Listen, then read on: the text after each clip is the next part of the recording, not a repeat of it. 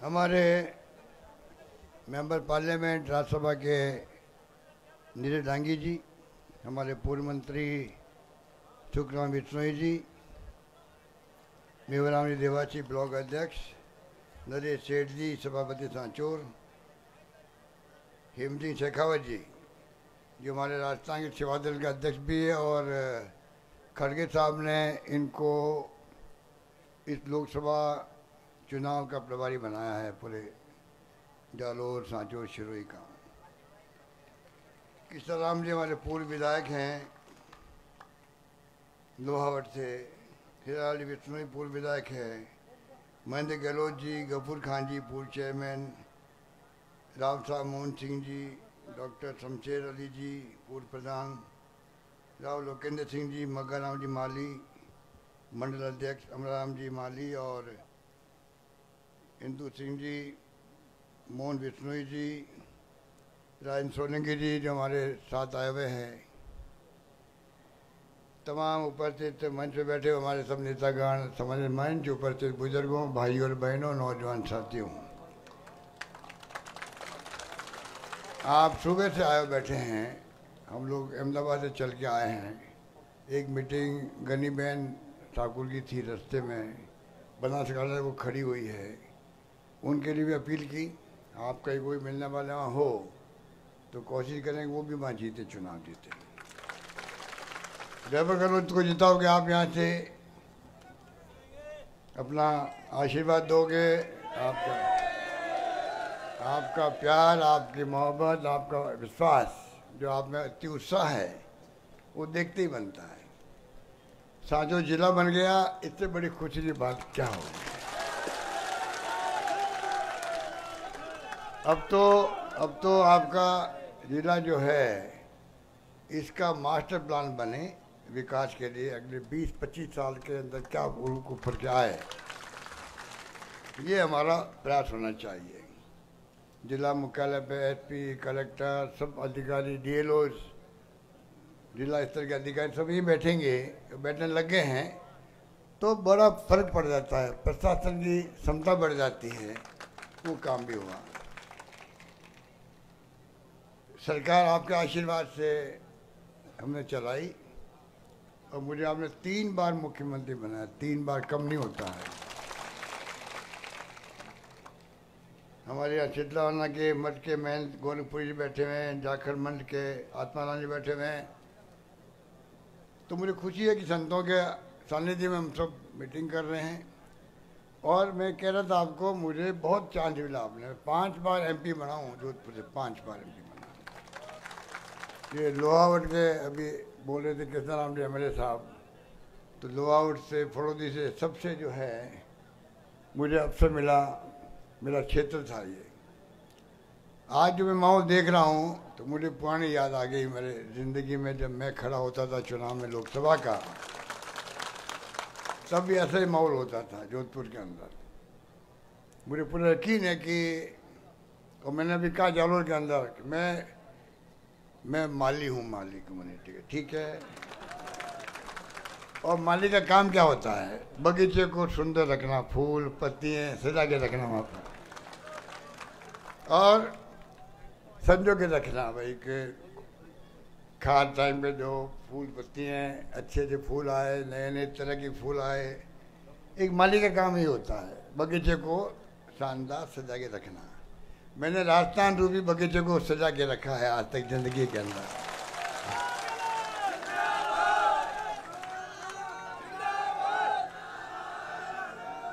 ये बात मैं इसलिए भी कह रहा हूँ मैं कि भाई और राज्यों में क्या है, एक जाति के 40 एमएलए हैं, 30 एमएलए, 50 एमएलए, वह मुख्यमंत्री उस जाति का बनता है।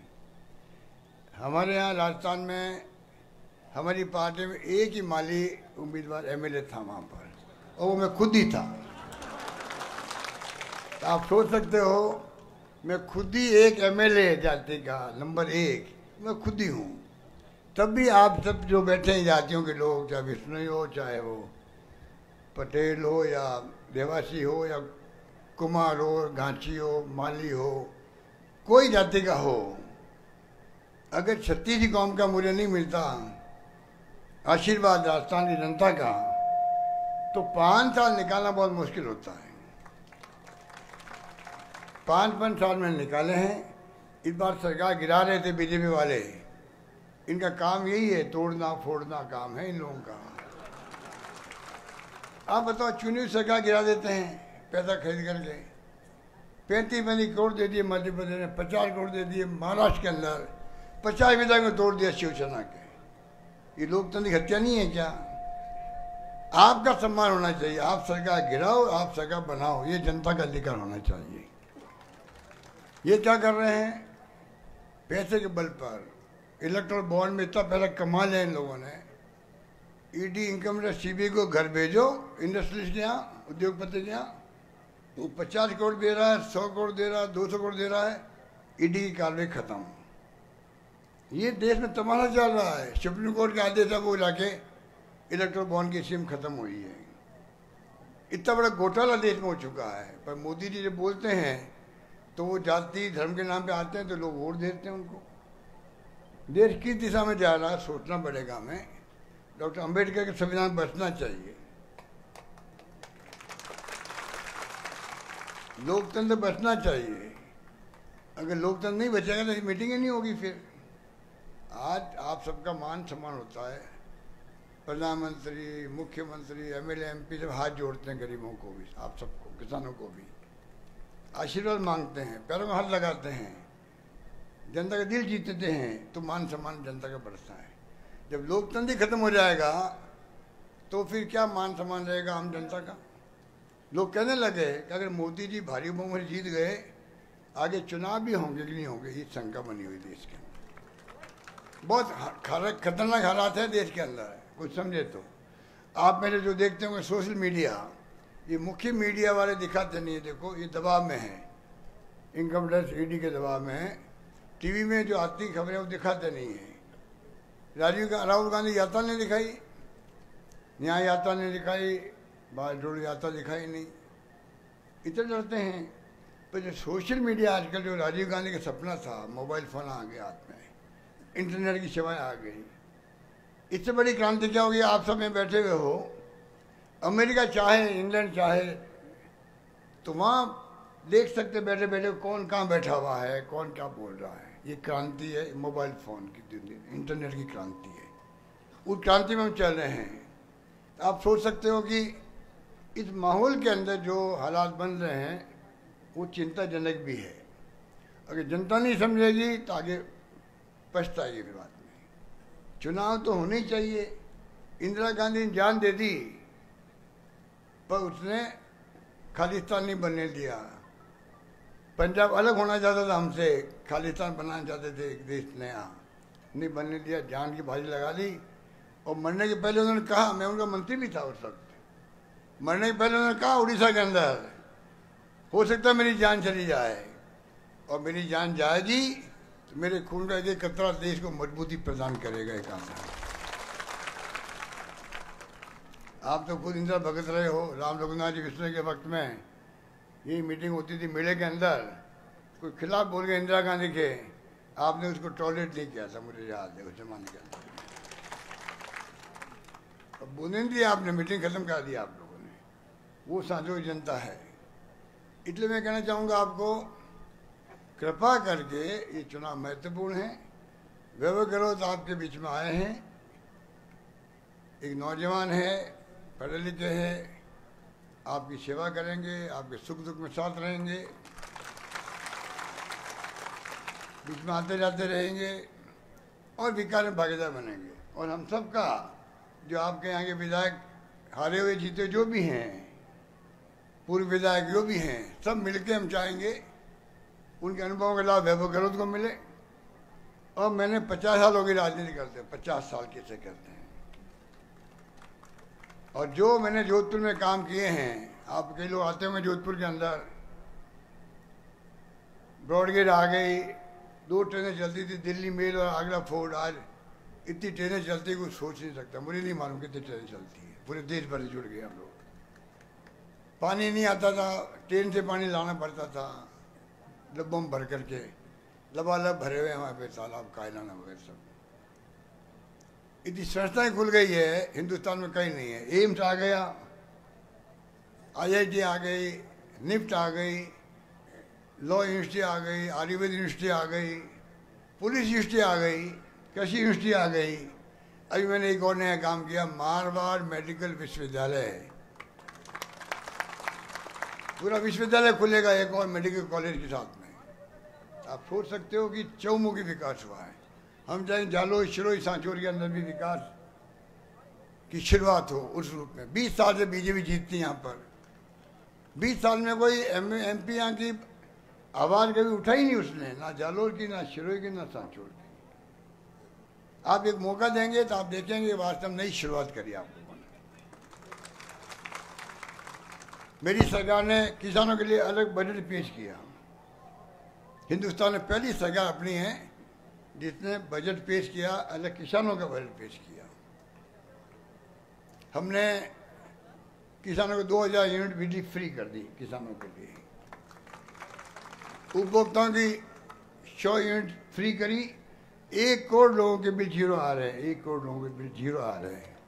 उसके अंदर गाय को हम लोग, दूध वालों को 5 रुपये प्रति लीटर दूध का अनुदान देते हैं, जिससे कि पशुपालन की माली हालत सुधरे। लंबी रोग में गाय मर गई, 40,000 रुपये मैंने दिए कि गाय मरने वाले को 40,000 रुपये गाय के दिया। आगे 2 गाय को बीमा कर दिया मैंने कामधेनु योजना में। ऐसी पेंशन दे रहे हम लोग, बढ़ा दिया पेंशन बुजुर्गों को, विधवाओं को, निःशक्तजनों को। छात्रों के लिए कोचिंग क्लास फ्री कर दी। 500 बच्चों में भेज रहा हूँ विदेश के अंदर पढ़ने के लिए, जो पैसे वाले नहीं हैं। तो लंबी चौड़ी गाथा है वो। तो देखो, आपको कहीं तो मालूम होगा कि कोई इंग्लिश स्कूल खोल दी गाँव के अंदर, अंग्रेजी स्कूल, जहाँ फीस लगती है 50,000 1 लाख प्राइवेट के अंदर। हमारे गांव के बच्चे इंग्लिश सीखे। बचपन में भी खिलाफ था इंग्लिश। इंग्लिश क्या काम आएगी जब मैं पढ़ता था। आज मालूम पड़ा इंग्लिश का ज़माना है। इंग्लिश जानेंगे बच्चे तो IT के अंदर 1 लाख 2 लाख 5 लाख तनख्वाह मिलेगी उनको। तो इंग्लिश स्कूल खोल दी गांव गांव में। अच्छी, छोटे बच्चे अच्छी इंग्लिश बोल रहे हैं। ये भी नया प्रयोग था। खिलाड़ियों के लिए हमने ग्रामीण ओलंपिक करवा दिए। दादा पोता साथ में खेले, कबड्डी भी, वॉलीबॉल भी। एक प्रयोग किया प्रोत्साहन देने के लिए खिलाड़ियों को। नौकरी लगा रहे आउट ऑफ टर्न, 400 नौकरी लगा दी मैंने खिलाड़ियों की, जो कभी संभव नहीं था पहले। तो हर क्षेत्र में हमने कोई कमी रखी नहीं काम के अंदर। उसी रूप में हम चाहते हैं आने वाले वक्त के अंदर। इस बार सरकार हमारी नहीं बनी, कोविड आ गया। कोविड, आप बताइए, हिंदुस्तान में भीलवाड़ा के जो हमने मॉडल बनाया, WHO विश्व स्वास्थ्य संगठन अमेरिका के अंदर हेड ऑफिस है, उसने तारीफ करी, प्रधानमंत्री को तारीफ करनी पड़ी कि जो भीलवाड़ा मॉडल है उसको दुनिया को अपनाना चाहिए बचने के लिए। तो इस प्रकार हमने किया था। इस प्रकार शानदार ऑक्सीजन कोई नहीं मिल पाया राजस्थान के अंदर। शानदार व्यवस्था करी। 500 मैंने वीडियो कॉन्फ्रेंसिंग करी होगी, 20-25 तो PM के साथ भी करी होगी। कहने का मतलब इतना शानदार मैनेजमेंट किया। चीन की योजना लेके आगे 25 लाख का बीमा, हिंदुस्तान में नहीं दुनिया में कहीं नहीं है। 25 लाख तक इलाज फ्री आपका, MRI free, CT scan free, operation free, दवाएं फ्री, प्राइवेट के अंदर भी। कहने का मतलब यह है कि हमने कोई कमी रखी नहीं। स्वास्थ्य में भी, शिक्षा में भी। कॉलेज 300 कॉलेज खोल दी मैंने। 130 तो गर्ल्स कॉलेज खोल दी। 76 साल में खुली 250 कॉलेज। आपके यहाँ 2 कॉलेज खोल दी, 3 कॉलेज खोल दी, 5। अब बताइए आप, कोई 2, कोई 3, कोई 5 बोल रहा है, मुझे याद नहीं है। 5 IIT समेत 5 खोल दी। वाह वाह। अब आप पूछिए, मैंने सुखराम जी कह रखा था सारे MLA को, तुम मांगते मांगते थक जाओगे, मैं देते देते नहीं थकूंगा।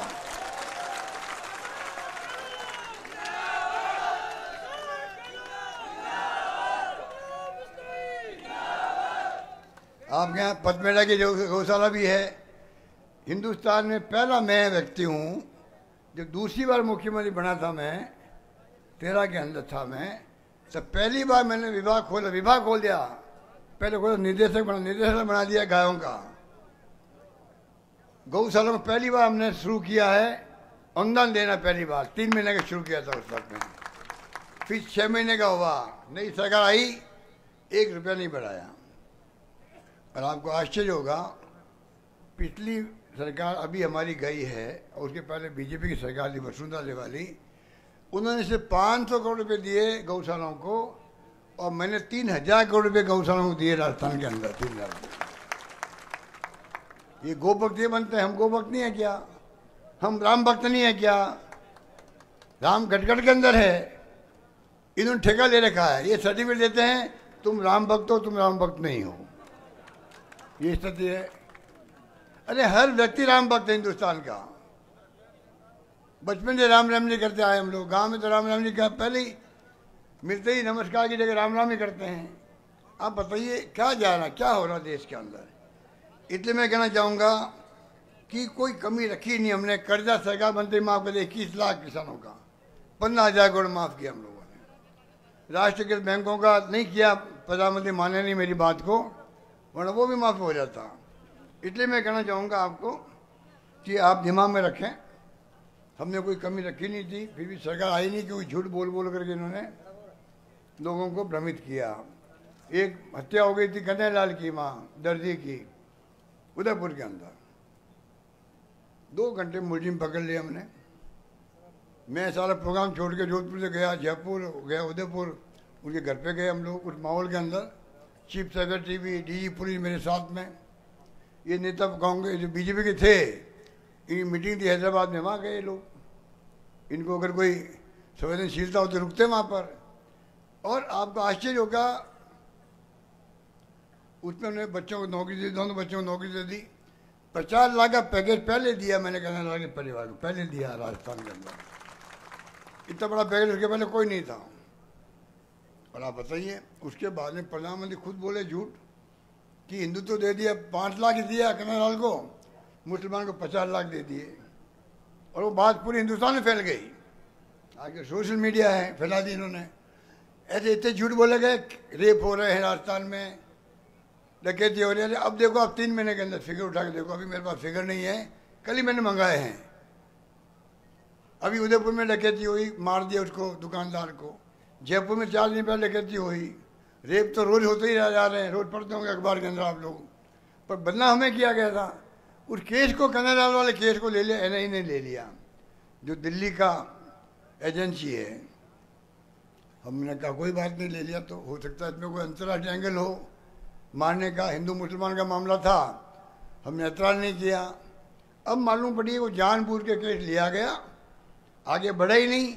अगर हमारी पुलिस के पास होता, एसओजी के पास में, हो सकता है उनको अभी तक फांसी हो जाती। इतना बड़ा केस था वो, और कुछ नहीं हुआ है। उन बच्चे, उनके घर वाले पूछते भाई उस केस का हो क्या रहा है, एनआईए क्या कर रही है, ये स्थिति है। उसका चुनाव दुरुपयोग किया गया। तो मैं आपको लंबी बात नहीं कहता, सुबह से आप बैठे हुए हो। मैं तो इस इलाके में आंधी में, अंदर में, तूफान में लगातार आते रहता हूँ। 40 साल से मैं प्रदेश कांग्रेस अध्यक्ष था, तभी आता था। इसलिए मैं जानता हूँ आप लोगों के भावनाओं को। मुझे उम्मीद है कि इस बार आपका क्षेत्र सांचौर रिकॉर्ड बनाएगा पूरे क्षेत्र के अंदर, ये मेरा मानना है। और आप रिकॉर्ड बनाओगे तो जाके हम भारी बहुमत जीत पाएंगे, ये मैं आपसे चाहता हूँ। ऐसा है मुझे एहसास है इस बात का। सांचौर के गांव-गांव में जो मैं सुनता हूँ, लोग बात करते हैं, छत्तीसी कौम के लोगों ने एक संकल्प लिया है कि इस बार वैभव गहलोत का आपका आशीर्वाद मिलेगा। और मुझे उम्मीद है कि आप एक नई शुरुआत करोगे। यही बात करता हुआ आप सब सुबह से बैठे हुए हो, ये आपका प्यार है, आपका स्नेह है, आपका विश्वास है, मेरे प्रति आपका आशीर्वाद है। इसलिए आपने मंजूर किया बैठना, इसके लिए मैं आपका हृदय से आभारी हूँ।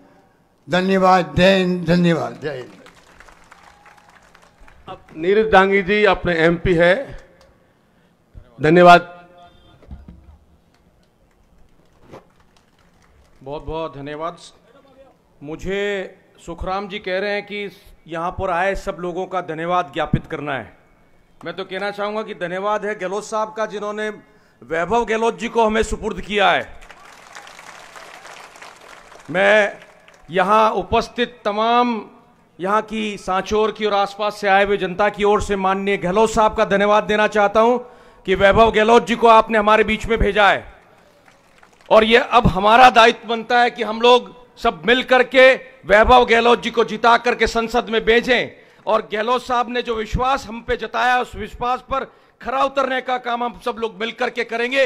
यह विश्वास हम लोग गहलोत साहब को दिलाना चाहते हैं। एक बार हाथ खड़े करके विश्वास दिलाने की सब लोग जो है गहलोत साहब को कहें।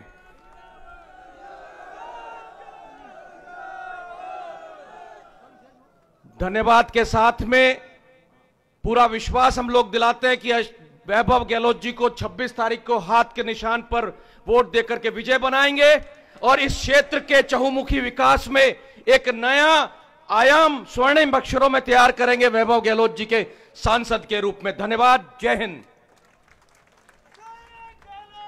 बहुत बहुत धन्यवाद।